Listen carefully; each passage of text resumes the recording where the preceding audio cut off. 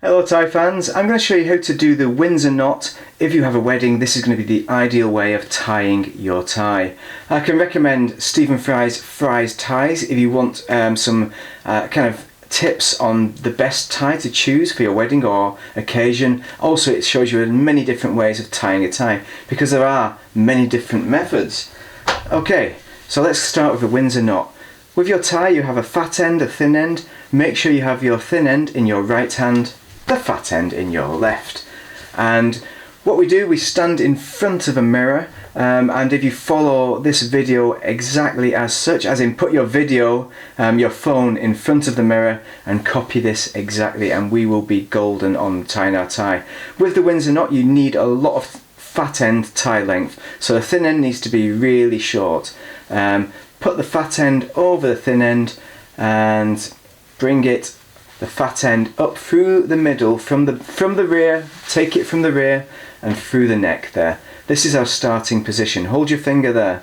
This is going to hold the knot. So we're going to bring the fat end around the back of the tie, around the back of the thin end, and up again, but this time through the front, not the rear, of the neck, and pull it down. Be careful now. Pull it down nicely, like that.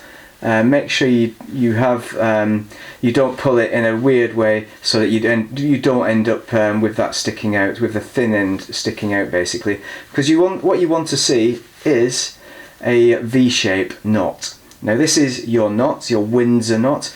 We're going to cover it up, so we need to loop the fat end of the tie over the top, and then we need to take it from the rear, so pull it out, push the tie up through your neck from the rear, out the front, and you need to go down through the knot loop, yeah? So through the loop. Lots of give there, so very easy to do, very easy. Just give it a bit of a tug and that'll give you a nice clean knot. Pull the small end, the thin end of the tie, and that'll elevate your tie to your neckline. And you have completed the Windsor knot. It'll take you less than a minute to do.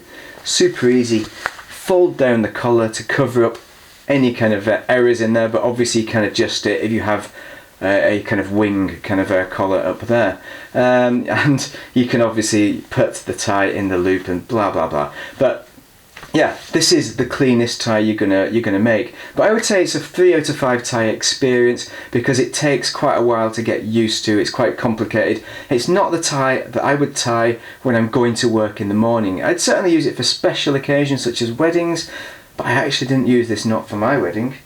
I used this knot. This is what I'm going to show you now, the 4-in-hand knot. This is the knot that you'll use every day when going to work.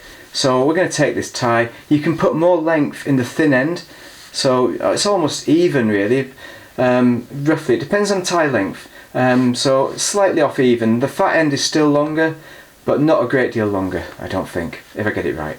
Okay, thin end underneath fat end yet again, just like the Windsor.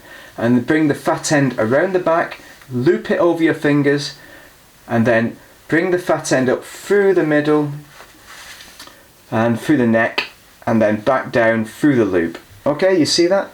Through the loop, like so. You can still make a nice clean tie here, don't you worry. And that is the tie complete. So this is a clean knot, so you can see the difference in size between, these are two different ties, yes, but you're going to make a fatter knot with the Windsor than with the 4-in-hand. But they both look very clean. I'd go to a wedding in either of those. It all depends on what kind of look you're trying to achieve. I'd say this is more fancy, the Windsor. Okay, so what do you want next? I would say this is the 4-in-hand is a 4 out of 5 tying experience. I'd say it's top end, but with regards to looks, I think the Windsor is probably 5 out of 5 with regards to looks, but with regards to overall experience, it's a 3 out of 5 still. Next one, and this is the final one. So this is an in-betweener. We're going to do something called the Prince Albert. Don't be confused by that because it's nothing to do with Winkies, but it's exactly the same as the last one, except not for one thing. There's 2 loops. Okay, so there we go. We're going to do it. Let's do it. 1, 2. Got all these ties getting in the way. 2. From the back up through the neck, put it through where your fingers are. Come on, fingers, do the job. Watch out. Here comes the tie. And we have a nice loop.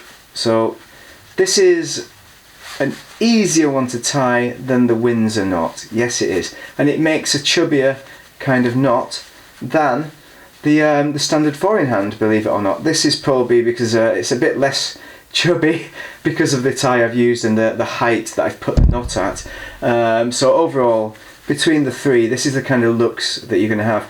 With the Prince Albert, notice the sticking out bit there because it's a double knot, double loop. If you like the double look and like that kind of look, then that's what you're going to go for.